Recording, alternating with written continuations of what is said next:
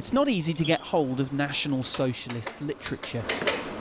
At Berlin's Topography of Terror Museum, such universally discredited works are kept under lock and key.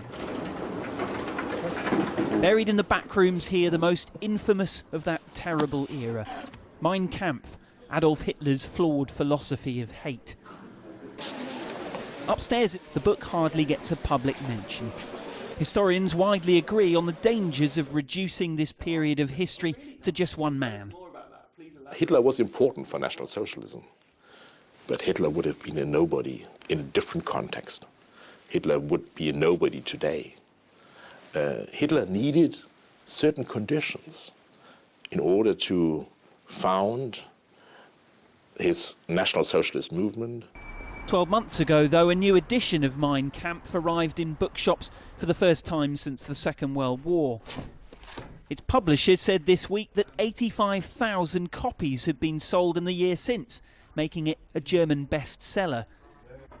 The new blank-covered version is very different from the old, essentially a painstakingly methodical put-down.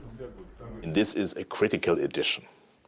I mean, there's a lot of annotations, a lot of corrections, a lot of footnotes, remarks, critical commentaries.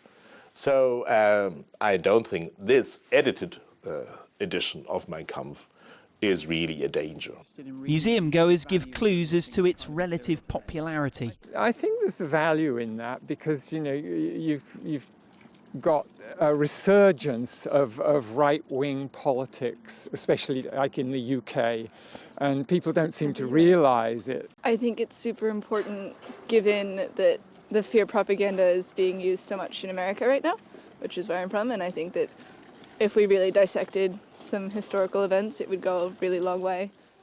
To steal a phrase, lest we forget. Critics had expressed concerns that a new edition risked giving a platform to such inaccurate and extremist rants. Indeed, even the team that helped develop this particular edition warned against giving it too much significance. It seems, though, that the surprisingly strong sales this time around are driven not by an interest in the hatred within its pages, but more the arguments that so utterly discredit it. Henderson, CGTN, Berlin.